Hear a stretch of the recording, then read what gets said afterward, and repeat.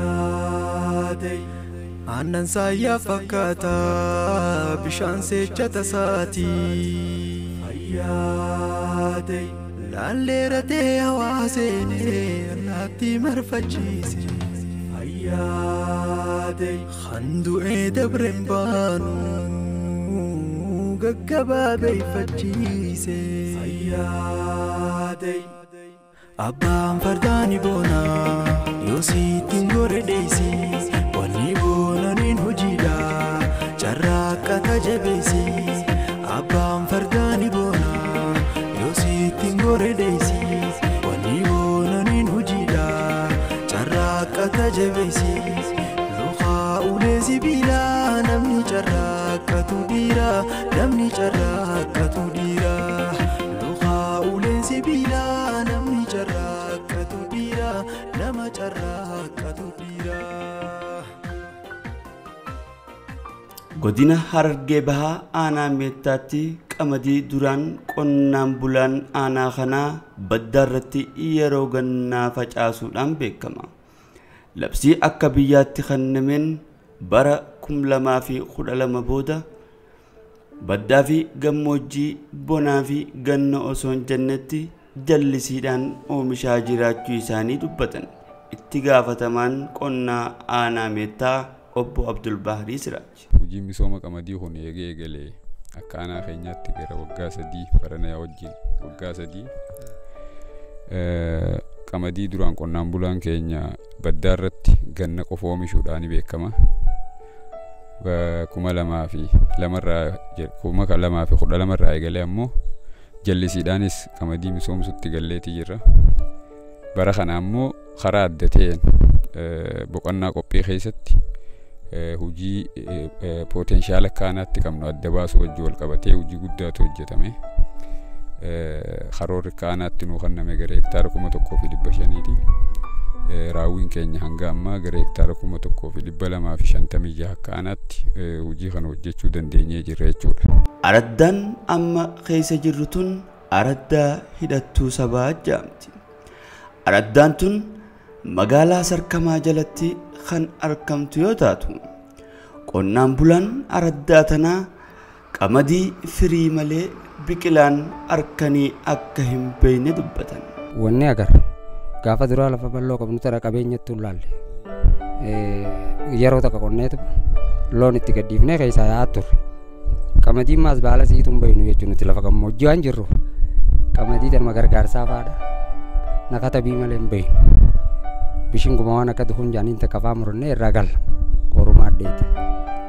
Amma ka rabbi galanni haa ga'u mootummaan keenya mootummaan jijjiiramaa eega dhufe hoggaa lama ammaa amatarraa amata kutee kana jammarree qamadii osoo nuti waan takka hin jiin hoggaasumarraa muranne dugummaan haamne nu eegalchiisan hoggaan nu eegalchiisan ka bushaa jechaatuma gaa dirqamumaan hojjettoonni keenya kaa gartee hojjetaan misoomaatis asin nu bira galee jechuudha. Dirqamaan akkuma walirra dammaynee wal dammaysaa qonne yeroo qonne akkasitti itti milkooye. Katasaa araddaa kanarratti bishaan baay'een waan asitti argamuuf araddichaan irratti bara lameen darban keessa haala wal fakkaatu jalqaba bara 2014 eegalle hanga har'a bara kanaatti hojii qamadii kilaastara qamadii jallisii bonee kana qotee bulaa asii wajjin haqata sirriitiin deeggarsa aanaatiin deeggarsa aanaa waajjira bulchiinsaatiin waajjira qonnaatiin godhamuun as keessa halkanii fi guyyaa oollee bullee qotee bulaa gara kanatti midhaan iddoo kun lafa kanarra qotaa turan kana dura iddoo kun lafa kanarra qotaa turan san jijjiirama gartee kallattii gubbaarraa kaa'ame kanaan qamadii tanarratti hojjetamu waan qabuuf isa kanarratti qotee bulaa jijjiirree bara dabree fi bara kanamma garaagarummaa guddaa jira. Hojiilee cinaacha cimina jiruu fi laafina jiru bara dabree irraa waan baratame haala obaatii wal qabatee qamadii nyaataaf taatu qotaa turre bara dabre. Bara kana cimina jiruu hojii wal qabatee qamadii shanyii baay'isuu kana Aramaa Yuunivarsiitiin shanyii nu dhiyeessite deeggarsa leenjii hubannoo adda addaa illee nu kenna. Akkasitti asirratti bifa kanaan gara kilaastara lama gurguddaatti ijaarree kilaastara adada tokkoffaa fi adada lammaffaa jennee araddicha kana keessatti gara hektara 450 ol iddoo kanatti bifa kana fakkaatuun yeroo ammaan tana misoomaa jira jechuudha. Waggaa kanaan dura lafti agartan kun akkamatti lafa duwwaa teessee jechaadha. Lafti kun yeroo takka yeroo ganna bishingaa dukun jedhamu tokko qotaniitu irraa gala yeroo bona. Akkuma mootummaan keenya muummichi ministeera biraa inishiyatiiviin qamadii jallisii bonaa kun gad dhufeen laficha qabnu kanarra dhaabbannee lafa kana agarree bishaan qabnu injiru ture bishaan maagada humna namaatiin baasni as geenye jechaadha. Maagada kiiloomeetira hara 8 gaawwan baasni as geenyeni qamadii jallisiidhaan irratti oomishu eegallee jechaadha. Amma qamadiin ammaan tana argamu kun karaa hektaara 443 oliiti. Kilaastara lama qabna kilaastara qamadii gurguddaa. Kilaastara kun kan keessa jiruun adaada takkaffaa jedhama, kan gamasii adaada lammaffaa jedhama jechuudha. Yaa qonnaan bulaa oomishtummaa cimsuu horsiisaan sinatti yaa qonnaan bulaa hundumaaf hojii kana keessatti araddoota kaanaa qabnu araddaa 14 keessatti hojiin kun kan hojjetamaa jiru. Araddaa 14 keessa araddaa namarra jiru tun araddaa hidhattuu sabaa jaamti. Iddoon kuni gara kilaastara lama gurguddaadhaan gurmeessineetu hojii kana kan hojjetaa jiru. Kilaastara amma keessa jiru kun kilaastara adaada tokkoffaa jaama jechuudha. Iddoo kanatti qamadii lafa hektaara 443 ol kilaastaraan qonnaan bulaa gurmeessinee hojii asitti hojjechaa jirra. Akkuma mul'atu kana qamadiin amma haala gaarii irra jira jechuudha. Amma firii godhaa jira. Qonnaan bulaan keenyaas lafa kanarratti duraan ganna qofa bishingaa dukun jedhamu qotataniiti irraa galan jechuudha. Bona lafa kana lafa diriiraa kana bubbumaatu biyyee gabbataarraa fuudha malee beeyladaa keessa deemee funaannata malee qonnaan bulaan bonaas keessa taa'u jiru. Nama yeroo san kintaala 25 argadhee bara dingidda. Wanti tun firii ni qabdi dhiira hojjetumaan qotee jeeti mamaa ture. Akkasittiin qote. Akkasittiin tumaa eegale. Hoggumaan tumuun firii si arge. Yeroo nyaadhummaas tagargaarsan kan nuufisi waladdanatti taate dhamtinu. Tuni bara namni isii nyaate qamadii taan lafaa hin fuudhu. Akkasittiin arge jijjiiramasi. Akkasi mootummaan keenya misooma jaanammaa duriif haasawaa raadiyoon adda caqasna malee hin beeknu nuti. Ndageenye waggaa lama amma kun misooma jammaruun keenya mootummaan keenya galatamu hojjettoota misoomaa nu keessa gabbuusee halkanii guyyaa akkuma nuti dheeboon hin qabnutti hanga bishaan argaan hojjetitu waa takkatti dalaynee waggaa baranaa waggaa hanga tokko milkooyne namni duraan didilleen sheenee amatarraa ganamuu qophii godhaadhaan itti seenne jechuudha. Isa kana dura bishingaan haalaan dukun waan jamusan dhiifnee takka takkaan keessaa baafnee shanyiin isaatiillee akka keessatti hin buune iddoo shanyiin itti baay'atu waan ta'eef jecha haala kanaan qamadii shanyiin haala kanaan irra baay'achuu jira jechuudha yeroo ammaa. Waggaatti yeroo meeqa oomishuu karoora qabdan qamadii? Qamadii waggaatti yeroo sadii oomishuudhaaf karoorfannee bifa kanaan deemaa jirra jechuudha. Waggaa dabre yeroo meeqa irraa murtan? Yeroo 3 irraa murre yeroo bara dabrees yeroo 3 irraa murre yeroo takka bishingaa idduutti bishingaa goonee xumurratti jechuudha isa kana dura. Akkasanii hojii 3 irraa murame jechuudha. Adaadni takkafaan kun gara qonnaan bulaa 265 qaba. Kan adaadni lammaffaan gara qonnaan bulaa 165ti. Kana keessa wanni barreen gaddaatii fi baraarraan tanaa wanni adda godhu oomisha qamadii jallisii irra dhaabbannee jira. Qamadiin jallisii bara dabree midhaan nyaataa oomishaa turre. Barana ammoo wanni hedduu takka nu gammachiisu muuxannoo barreen gaddaa hojjenneerraa muuxannoo fudhatee jira qonnaan bulaan keenyaa fi nus qamadii sheenyidha oomishuu eegallee jechaadha asirratti Haramaa Yuunivarsiitii wajjin waltaane akka araddaa keenyaatti qonnaan bulaan muuxannoo barreen gaddaa qabanirraa ka'uudhaan haala hubaatii fi haala haramarraa hundaa'uudhaan haala kunuunsa qamadiin sheenyii oomisuudhaaf barbaachisu hunda isaa takka takkaan qonnaan bulaan hubannoo waliif uumaa kilaastaraan wal jala deemaa wanta godhatanii jiranii jechaadha. Kanaan dura bishingaa deeggarsa gaara qorannoo qonna fadisiin arganneen oomishne turre. Erga bishingaa san kaasneen boodatti qamadii jallisiidhaan asirratti oomishne jirra. Marsaa kanaan booda immoo kuduraa garaa garaa irratti qonnaan bulaan keenya oomishuu danda'e diimaa jechaadha. Yaa qonnaan bulaa oomishtummaa cimsuu horsiisaan cinatti. Qonnaan bulaan bu'aa gaarii irraa abdataa jira jechuudha. Sochiin hanga ammaatti jiru qotee bulaan waliin gurmaa'ee waliin hojjechuu, waliin haramuu, waliin obaasuu, kunuunsa qamadiin barbaaddu waliin godhu haala saniin hirmaannaa ho'aadhaan kaka'umsa ho'aadhaan hojjechaa jira jechuudha. Hojii kana milkeessuu keessatti ogeessonni qonnaa hojjettoonni misoomaa araddaa kanarra jiran ogeessonni sadarkaa aanaa as ooyiruu qonnaan bulaa keessatti sharaa ijaarratanii sharaa keessa galanii asitti qotee bulaa wajjin akka qotee bulaa nyaata godhatutti nyaata godhatanii fiifis as keessa oolanii bulanii hanga qamadiin sadarkaa kana geessutti guyyaa tokko booduu as keessaan deemne ogummaa qaban saniin qotee bulaa deeggaranii qonnaan bulaan hojii kana akka milkeessu godhaatii jiranii. Haala misooma ammaa biyya teenya irratti waan hin taajjabeen qaba. Wannin ani taajjabe sirna dabre keessatti qabeenya lafaa fi gaara bishaan albuuda garagaraa biyya teenya keessa jirutti hawaasa fayyadamsiisuu caalaa Awurooppaa fi Ameerikaa biyyoota gurguddatan gargaraatirraa gargaarsaan hawaasa taa'ee ofii hojjetee jijjiiramuu caalaa gargaarsa harka mootummaa eeggatee jiraatu kan sirnuma saniif mataa gad qabatee garaa isaatiif yookaan jiruu arra faxaree dhiiroo booru maaliin nyaadhaa qofa jiraatu uumurratti kan hojjetamaa ture ta'uutu natti mul'ata. Eega mootummaan jijjiiramaa kun dhufee asitti immoo akkaan hawaasarraa hubadhetti qabeenya uumamaan rabbiin nuuf kenne kanatti hawaasni akka fayyadamaa tahee of jijjiiruu bira dabree biyyoota biraatiifis tahuu danda'u amansiisuudha.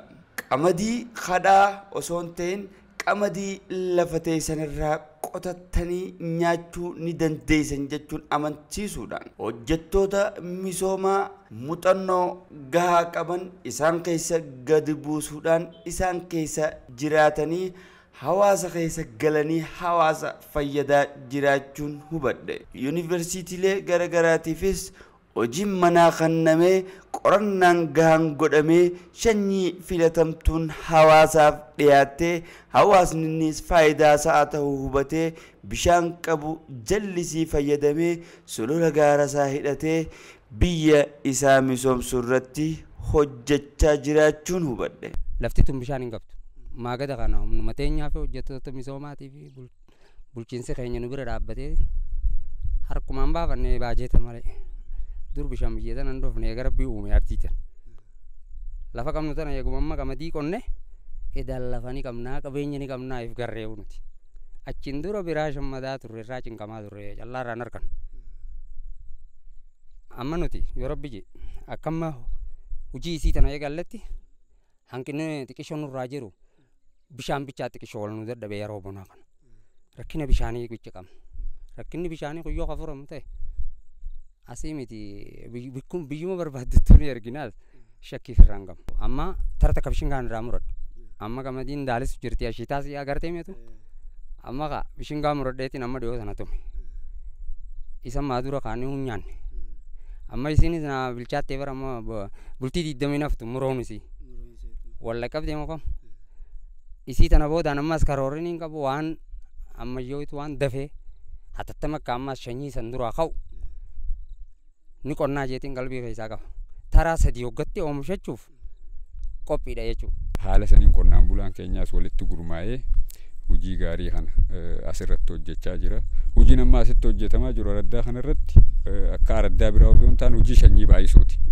Sanyii kana Haramaa Yuunivarsiitiitu deeggarsaan nuu kenne asitti qonnaan bulaa keenya kana biratti baay'atee sanyiin kun iddoo biraatti hanqina sanyiidha akka biyyaatti jiru. Akka aanaa keenyaattis jiru akka godina keenyaattis jiru furuudhaaf hojii karoorfamee hojjetamaa jiru jechuudha. Sanyii amma nuti asitti baay'ifnu kana ganna bara dhufuutiif akkasumatti jallisii bara dhufuutiif sanyii oolu asitti oomishaa jirra jechuudha. Kanaaf xiyyeeffannaan itti kanneen hojjechuu jirrus olaanaadha jechuudha. Sanyii baay'isuu jechuun akka qamadii oomishaaf nyaataaf oomishanii osoo hin taane kunuunsa olaanaa barbaachisa, maanajimentii olaanaa barbaachisa. maanajimentii olaanaa san godhamee hojiin sanyii baay'isuudha asirratti hojjetamaa jira. Amma haala gaariidhaan adeemaa jiru ta'uu isaati jechuudha.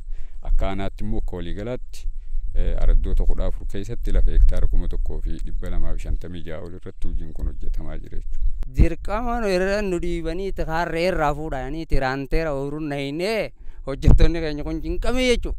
Hoggaa qote reefaa caayaatti irraa hidhanii dirqiin qochisiisan ka'a. Dandamtu malee wayii waan tana beeyta. Nuti gariin xiqqishoo isaanitti nuttanii akkuma isaan jedhaniif irraa hojjuma dhiibanne kaa dirqama jenne. Amma akkasuma dandamaati qonne nuti. Hangi dursee hojjettoota kana qaalii godhee wajjin kiseessa qonne yeroo dabreefis ni milkooyne jechuudha. Maaliif waan laftinis qophii taatee turteef. Taanis dirqamumaan riibaan taa'us kadiidus ifiifaatti oolaadha. Nu hojjetti dirqamaa hojjettoonnummaan keenya kun hanga san nu garsiisan. Amata baranaa har'aa immoo dorgommii anumaatu har'a tokkoffaa taanuu namni harkeetu itti ta'e.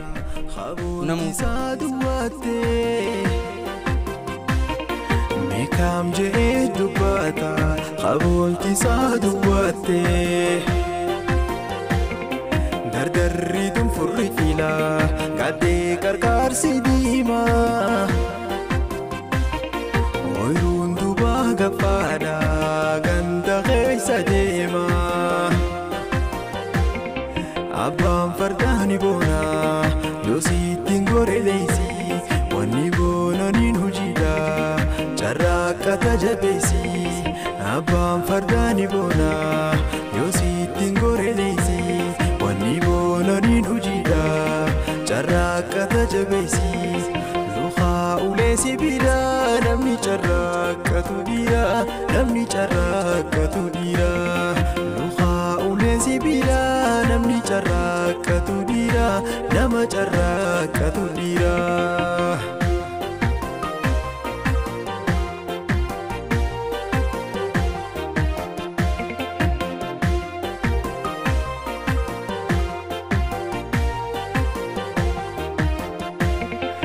Agai fatara sati baibak ila hakana Khanka abe agade uda dabe kamana Dare mogoro noru galira muamune Guya kali gabroda anale walinane Dongore kartamure ahafe gadhaboke Gurban irreen kusanne hadare haddarnaaqe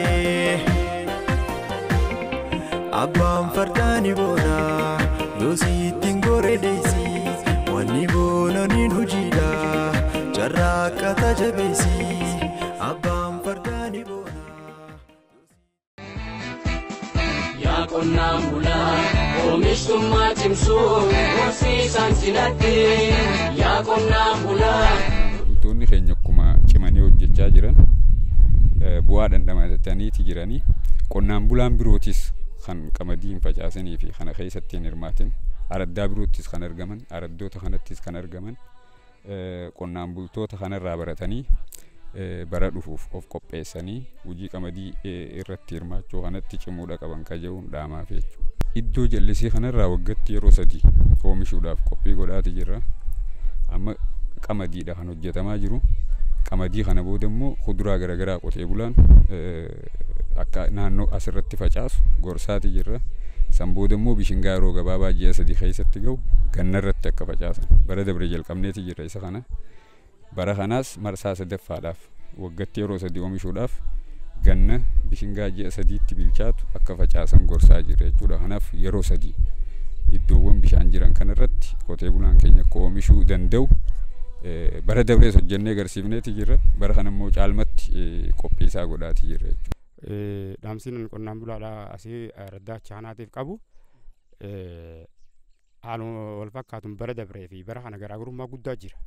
Garaagarummaa guddaa jiru kana cimina hanqina jiru akkuma jirutti sirreeffachuudhaaf yaalanii ciminoota bara kana obaa bishaanii irratti haramuu irratti akkaataa gartee walii wajjin itti deemanii obaasan irratti dheebuun shanyii baay'isuu sirriitti waan ta'eef jecha bifuma kanaan cimanii osoo wal jiraan hafne akkaataa gartee obaa kanarratti cimanii akka isaan itti fufan erga muuxannoo tanaa ol dachaadhaan dabalanii iddoon kun iddoo shanyiin asii baay'atu kun araddaa kana qofa osoo hin ta'in naannoo akka naannootittis shanyiin kun asirraa fudhatamee iddoo biraatittis baay'achuu waan baay'atuuf jecha akkuma biyyattiittu asirraa iddoon shanyiin fuuldura qotee bulaan asii kun muuxannoo isaan qabanii wajjin bishaan as jiru wajjin wal qabatee naannoo kana qofa waan oolu waan hin ta'iniif qixa sirriitiin jabaatanii akka itti deemaniin ergaa dabarsuu barbaadaa jechuudha. Dhaamsiniin hin qabu. Amma hoggaan qabeenya kiyya shalagu amma gaafa duraa nuti amma lafa masnoo bal'oo gamanaa qabnu tana jimaa qabna. Bikka lama fa'aa hin qabu. Jimaa sanirraa bona gisuu takka takka harkannaa. Numa shammannarra caalaa maalleen isaatis shammaddumaaf kan akkutu. Harkuma afaanitti malee waan hafuurus fudhachiisu hin qabu jechuudha. Amma yeroo hongeen biyyeeyyuu keessa jirtutti namni carraaqee akka mootummaan jiru akka hojjettoonni misoomaa jiru jala deemanii milkaa'aa jeetii jaata. Haalaan milkaa'a. Hojii seennaan.